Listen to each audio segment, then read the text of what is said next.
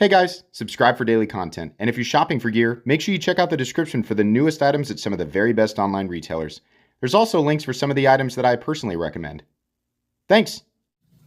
What's going on, YouTube? Metal Complex here, and today I've got another short little unboxing video to share with you guys. This time, multiple knives from both Artisan Cutlery and CJRB. I have no idea what these are, but we're going to open them up and find out together. I will link everything in the description so that you can check them out if you want to. It does help my channel when you use those links, but that's up to you. Thanks to my patrons for supporting me.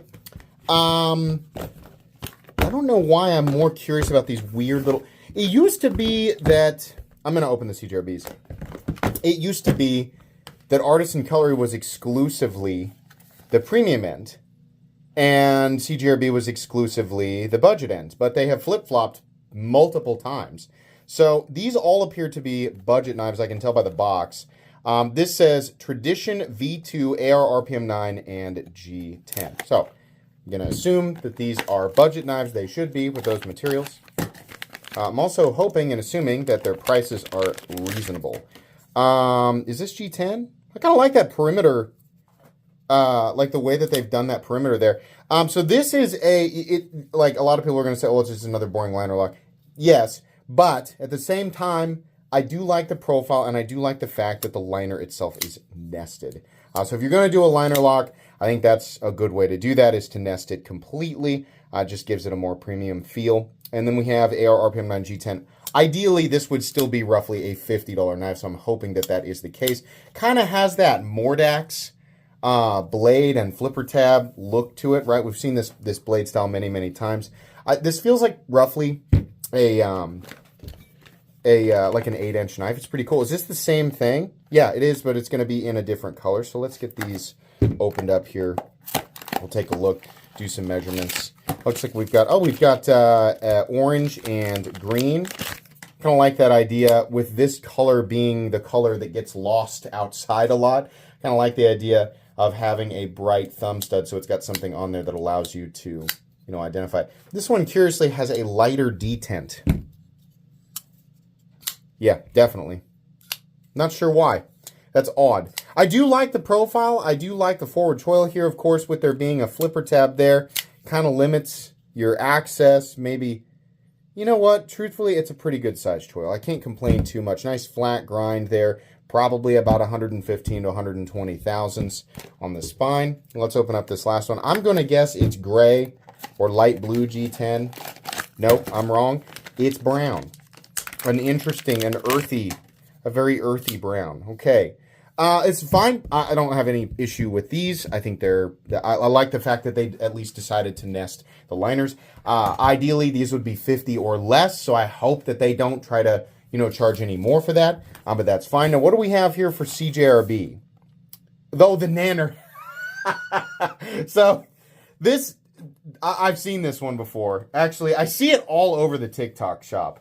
CJRB is one of the only, TikTok has a huge knife clone problem. Like, they have a gigantic clone problem. The content creators are going unchecked. They're like, look at the price of this. You could get it on the TikTok shop for $27. And people have no idea what they're buying. It's just a cheap clone that doesn't have the same materials or it's not the same at all, right? Now, CJRB is on the TikTok shop, and people are unable to tell the difference between companies like CJRB, creating, original, non-cloned, inexpensive quality knives, and a lot of the companies who are just producing clones and then pumping them out on sites like TikTok. Now, what can be done about that? Probably nothing. But it is definitely a huge issue there. Why do they call this the Nanner? Well, I have to assume because it's shaped like a banana. While the locking system here is obviously nothing new. Just like the liner lock, it's a locking system that we are all bored to tears with. But the shape of it is kind of interesting. Is this a useful shape? It kind of has that Dmitry Sinkovich shape. You know what I mean? Like the curvature. Whenever I think Dmitry Sinkovich, I always assume I'm going to get a trailing point or like a Persian clip or whatever they call those blades. Is this the, please be like, I really wanted the yellow one. That was the one that was the coolest, the one that stood out the most. But, if you really want a banana-shaped knife and you don't want a banana-colored knife, well, has CJRB got a knife for you? Yeah, these are fine. Who is the designer here? Well, it's a picture of a duck with a bouquet of flowers. I'm not really sure what's going on there. Today's video is not in any way, shape, or form a review. We've just opened these knives up, and it is not possible to review them. The reason that I keep saying this is because it is shocking how many people have been conditioned to assume that a review is the same as someone opening up a box and making light comments on a knife. Now, admittedly, my reviews don't go into extreme detail. I'm a design reviewer, but I do try to spend some time with the knife, learn about it, and at least carry it casually before I actually review something. I don't know how people came to this conclusion. I don't know what type of content they've been watching where review is synonymous with pull it out of the box and go, yep, here it is, here's what color it is. No, absolutely not. I do like to provide first impressions because sometimes I don't know things about models, and a first impressions video allows me to kind of get, my first impressions out there and share that with the community. But at the same time, it allows my comment section to fill me in on details that I might not know about, which is helpful when I'm, like going through the review process. So yeah, and just letting people know that they exist, because sometimes the unboxing is easier for me to get out faster than the review, right? Since I have to take time to do the review properly, sometimes on super popular models, the knife sells out before I'm able to do the review. And while the channel's goal is not to sell you something, I can understand why people get irritated and want to know that it exists in time to actually get their hands on it. This is not the case here. I don't know why I'm taking the time to explain this here. Basically, what I'm saying is, you should not trust anyone who labels this process as a review, because that would be dishonest. They haven't spent enough time with the object. That being said, these are incredibly simple objects, and I won't need to spend much time with them to get my thoughts. I mean, honestly, most people watching right now will have all the information from this video that they need. They won't need to wait for a review. But in some cases, right, you find out that there's a little bit more detail, a little bit more than meets the eye, even with things that we feel like we've seen a million times. Is this running on bearings? They're all running on bearings. This is smaller than I thought, and honestly, it's a little bit...